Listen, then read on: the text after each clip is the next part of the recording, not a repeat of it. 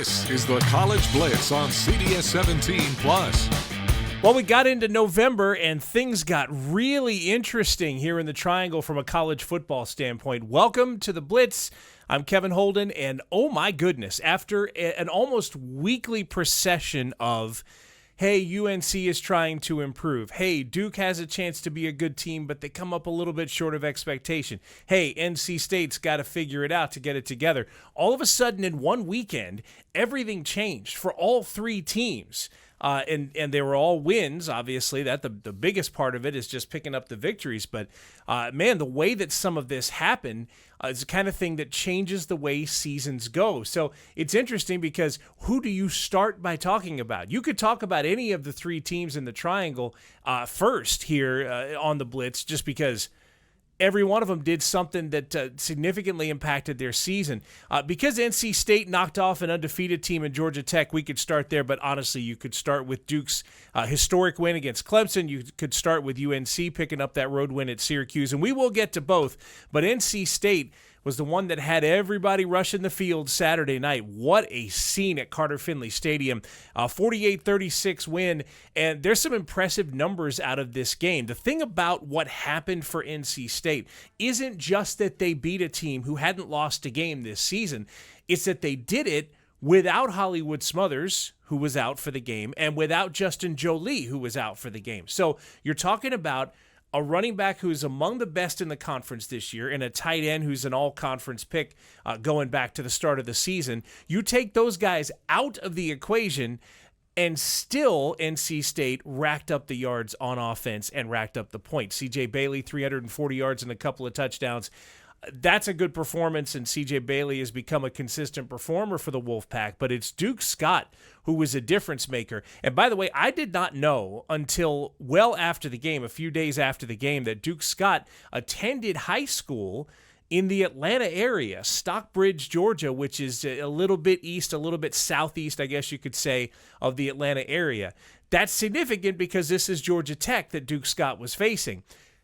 And he felt like Georgia Tech kind of shorted him on the recruiting process, we find out after the fact. So Duke Scott walks into this game with a chance to replace Hollywood Smothers at least for a week, maybe for longer, and has a chip on his shoulder immediately because of how he felt he was treated by the Yellow Jackets. And oh my goodness, did he turn that into a big game. 196 yards and a touchdown. Had a chance at the very end of the game to pick up 200 yards on the ground. That's a freshman. That's a guy that has not been trusted with that kind of role in a game that big yet in his college career, and he absolutely came through. He was one of the determining factors behind NC State's success there. That was pretty incredible. 7 wide receivers had multiple catches for NC State, and 4 receivers had at least 3 catches. That is to say that C.J. Bailey did not rely just on a single receiver in racking up these points, and that made it really difficult for Georgia Tech's defense, and it was a quarter-to-quarter victory. That's the other thing that stands out to me, is that you can look at something that was 48-36, a final score of a game that was 48-36, and you could look at it and say, well, did NC State have one quarter where they were just, they put up 4 touchdowns, say Georgia Tech's defense fell apart? No. NC State won every quarter of this game. I guess you could say that they didn't win the second quarter because they tied 10-10 in that second quarter. But NC State outscored Georgia Tech in the other 3 quarters of the game. They were not outscored in any of the 4 quarters of the game. So I'm sure there are blips.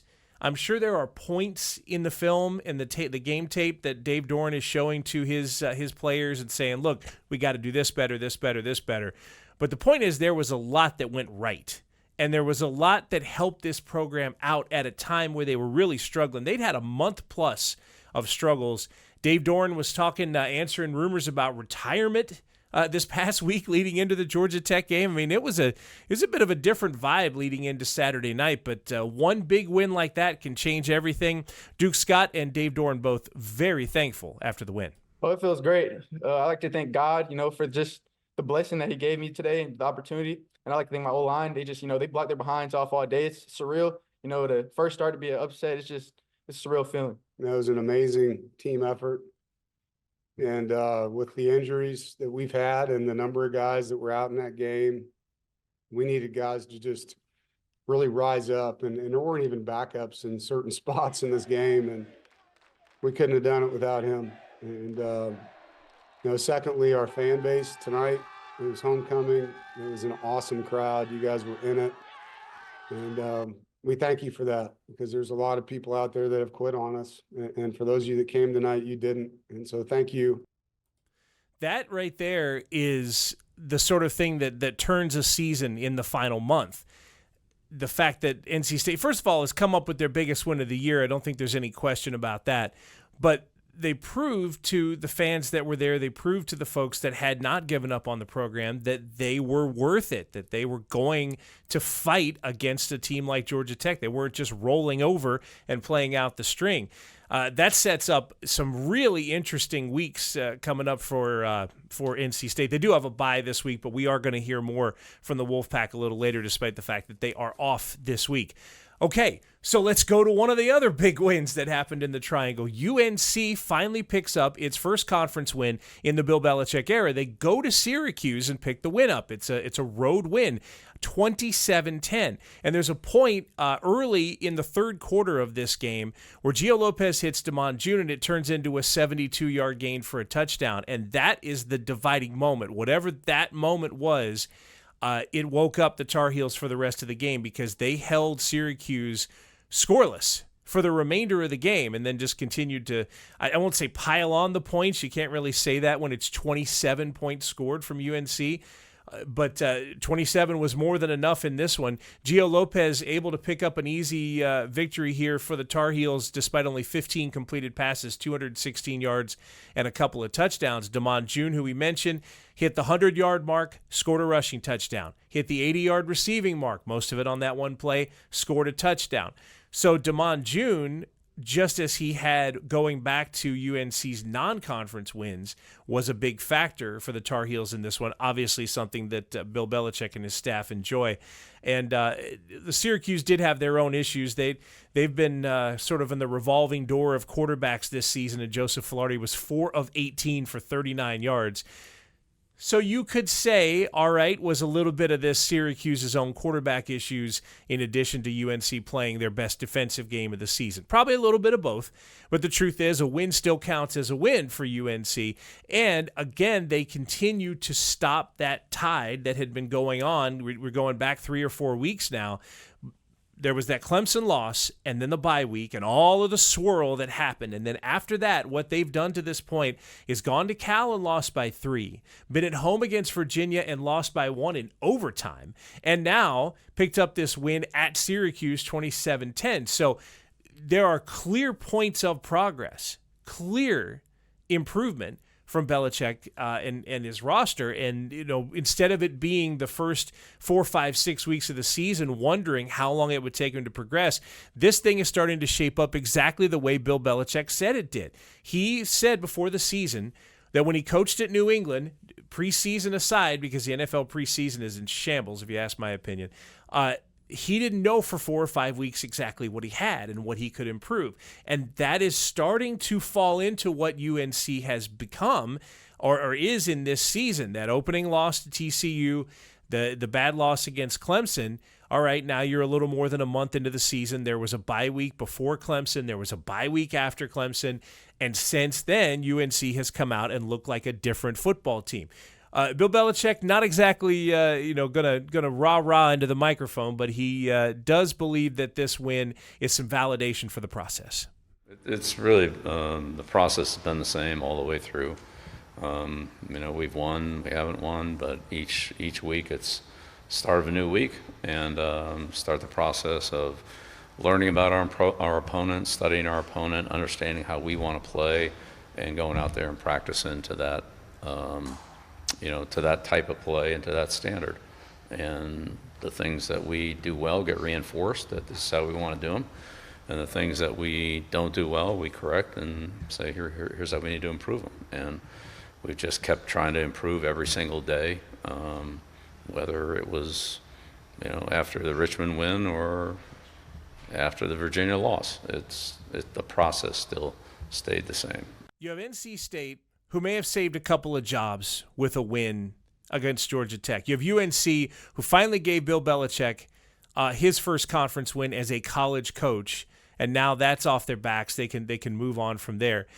And don't forget, you have one of the most important wins in Duke's football program in many years as well that happened Saturday. And I'm telling you, in any other week this season, Duke's win would be the main topic of conversation. It's just that everybody has a great storyline this week. Well, Duke's storyline was that they went to Clemson, and for the first time since 1980, they win a game in Death Valley, and they win it 46-45 in the kind of fashion that will inspire the team throughout the season. You can look at the numbers. Darian Mensah, 361 yards and 4 touchdown passes. Hey, thumbs up. Darian Mensah certainly put up a lot of good numbers and some gaudy numbers. They were absolutely needed, but the final drive of this game for Duke is going to be the moment, because first of all, they drove the length of the field.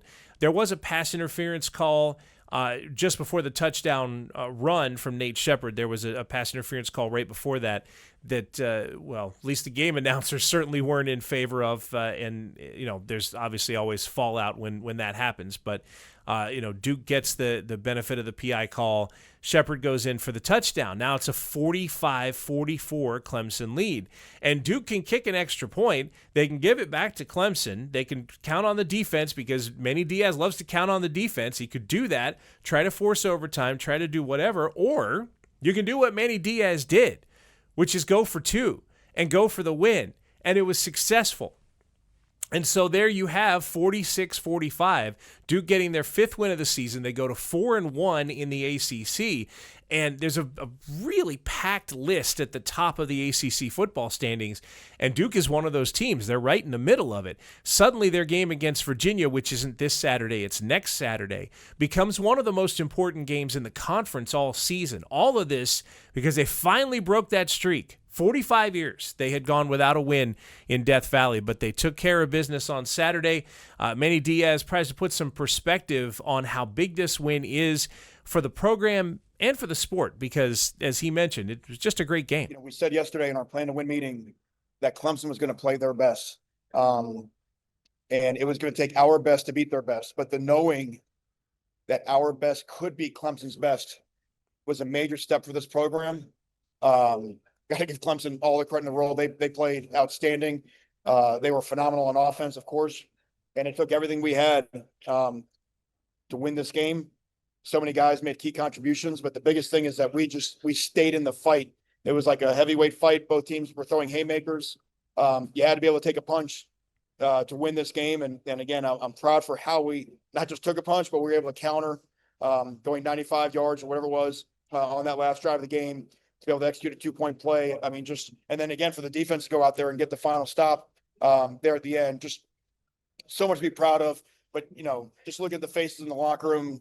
It's bigger than just a win. It's what this program needed. We needed to know that we could beat someone as good as Clemson. And that is going to be one of the sort of wins that he'll carry with him, that Manny Diaz will be able to carry with him throughout the rest of the regular season and in seasons to come. I mean, this is a statement that Duke's best was good enough to beat one of the traditional ACC powerhouses in their house, not in Duke's house, but on the road. And so, Diaz has something to build off of now. And Dave Doran has something to build off of. And Bill Belichick has something to build off of. What a crazy week in the Triangle from a football standpoint. We're going to look at next week's games coming up here. I don't know how in the world we match what happened in this previous Saturday in terms of excitement for fans, but we'll set it up next here on The Blitz. This is the College Blitz on CBS 17+. This is the College Blitz on CBS 17+. And welcome back to the Blitz. Kevin Holden in the CBS 17+ studios. Again, what a big week across the Triangle. NC State beats Georgia Tech. UNC comes up with the win over Syracuse, and Duke comes up with a 1-point victory at Clemson, 46-45, to put themselves in the thick of the race in the ACC. Program boosters all the way around. Now, the question is, what do they do with it? And that's the storyline for this week for all three programs. How do you go from here? Where do you go? How do you stack success from here? We'll start with the Tar Heels because they've got a conference game, the only one of the three in the triangle with a conference battle. Stanford is coming to town, Saturday afternoon game. UNC's a 7.5-point favorite. And that alone is probably a topic of conversation because 3 or 4 weeks ago, I'm not sure UNC was going to be a favorite against anybody on their schedule. But what they've done the last 3 weeks has put them in a position now where they're more of a traditional favorite. They're playing at home. They're playing against a Stanford team that's coming off back-to-back losses against Miami and Pitt, where they allowed 77 points in the 2 games combined. This is a chance for UNC's offense to try to get a little healthier because they still lag a bit in the offensive category, still one of the least productive offenses so far in the ACC. Perhaps this is a time to do it. Stanford, by the way, has not it's not been the best season for them, but they did have one big moment. They did beat Florida State and stormed the field and got that $50,000 fine, which I'm sure they happily paid.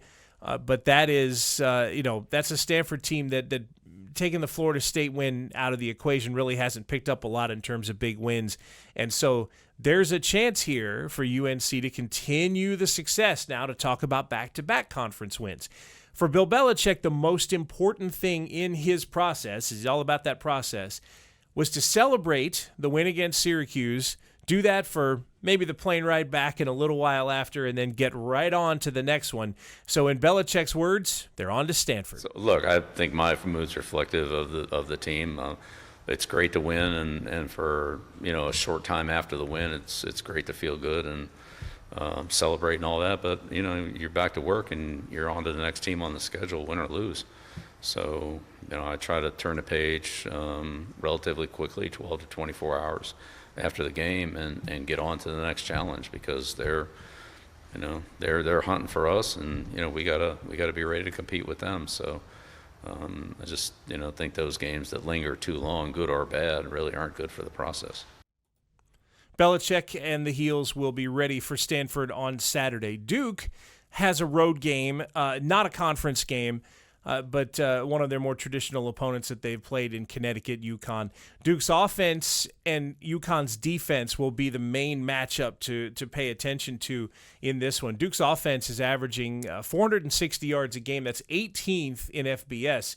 And in terms of pass yards, they're 4th in FBS. They have 324 yards a game. So they have been one of the more prolific offenses in major college football here in 2025. That's against a UConn defense that's allowing nearly 400 yards a game. That's 95th in FBS. They are 66th against the pass, and they are 105th against the run, which means Duke's prolific offense against UConn's porous at times defense is probably the big setup here. Duke has put some gaudy point numbers on the board, 46 just this past Saturday against Clemson. Manny Diaz certainly believes that his offense can do that again in the road trip to Connecticut, and he is looking to stack success. That's the whole point. When you get a big win like this, you want to turn it into more success. The hardest thing in college football is to be the same team every week and to understand that no matter who you're playing, no matter the stadium, the logo on the side of the helmet, the game requires your best. And that is not just on Saturday. In fact, to be honest, it has really little to do with Saturday. I've told you all year that college football is about mindset and preparation. And so you've got to have a great week of preparation again. You've got to re-humble yourself. There was certainly enough watching the video yesterday of the film to humble ourselves and know that by no means are we the best presentation of ourselves. And really the message we talked about after Georgia Tech when we all felt terrible was we're a really good football team. We're just not as good as we can be yet. And our reaction to Clemson is we're a really good football team. We're just not as good as we can be yet. So if that's not as good as they can be yet, it'll be interesting to see what they do with the last few weeks of their season. This is a non-conference game, and then some of the biggest games in their schedule come up right after that. They'll be at home against Virginia, as I mentioned. It could be a first-place battle in the ACC, and then UNC and Wake will be the last two games on the Blue Devils schedule. NC State has a whole mood shift as well, and things are good all of a sudden in Raleigh. because NC State is off this week and they get to ride the momentum of a victory. Now, there's, I suppose, a whole other debate that you could have here. Coming off one of the biggest wins that you've had in years, you probably want to get back in and play somebody. That would be the first thought, right? To take the emotion and pour it into the next opponent. And there's some big ones coming up. Miami is one of those there for NC State. But the other half of it is they were really banged up going into the Georgia Tech game. It was covered up by the fact that they scored 48 points, that Duke Scott was so good that C.J. Bailey didn't necessarily miss Justin Jolie. But everybody around the program will tell you that their best chance to win has Smothers on the field and Jolie on the field. So they'd like to get those guys healthy. They'd like to get some other guys healthy who have been banged up. But taking the pulse beyond all that, the vibes are good this week at NC State. Oh, yeah, for sure. Like, you can definitely tell, like, we have more life to us. But, like, Coach Dorn just told us as well today, like, what happened. Like, let's go do it again. Who cares what happened? Like, at the end of the year, nobody's gonna remember this. Like, just focus on the next game. Let's see if we can do it again. Yeah, I mean, obviously it helps, especially when we were struggling a little bit. Getting a big win like that changes the mojo. But I mean, these guys on our team, we all love each other so much. We're bought into this program and working for these coaches. So I mean, we always knew at the end of the day we're going to give it our all no matter what, and that's not going to change no matter if we're winning or losing. We're going to keep playing the same way. So NC State gets that time to rest, that time to reminisce a bit about the win, but Dave Doran will have them focused on their schedule down the stretch, which is at Miami, Friday night game against Florida State at Carter Finley Stadium, and then against UNC to close it out. NC State needs just one win in those 3 games to be bowl eligible. Duke needs just one more win to be bowl eligible, which they should pick up. I don't want to guarantee that one at UConn, but feels like it'll do pretty well for them. UNC has got a little harder road. They'd have to pick up wins in 3 of their last 4. You're talking about Stanford, Wake Forest, Duke, and NC State. They would need 3 wins there to become bowl eligible. Still in range, but they will need to continue that path of improvement that they've been on for the last few weeks. Let's run down really quick the other games on the schedule. Campbell is at home against William and Mary. NC Central still trying to get through the heart of the MEAC schedule. It's a tough one week to week. They're at home against Norfolk State. Fayetteville State is at home against Winston-Salem State. The Broncos of Fayetteville State are hoping to get a spot in the CIAA championship game in Durham. A win on Saturday is pretty essential to that cause, and Shaw finishes up their regular season at Emory and Henry. So there you go. That's a wild week, followed by a little more of a tame week this week in Triangle College football. But it's starting to shape up that you will have at least 2 teams. I think at this point you could safely say you'll see 2 bowl-eligible teams in the area. And UNC could make it 3 if they get on a run late in the game or late in the season after their win against Syracuse. Well, it has absolutely been a blast as always. Thank you very much for watching the Blitz. I'm Kevin Holden. We've got 4 more weeks now of the regular season before the conference championship and the bowl announcements and all the other stuff that goes on late in a college football season. And if last week taught us anything, you can't tune away. You can't lose focus on it because big things can happen, and they very much could happen this weekend as well. Thanks again for watching the Blitz. Appreciate you watching, and please tune in every week as we preview the big college football games in the Triangle here on CBS 17+. This is the College Blitz on CBS 17+.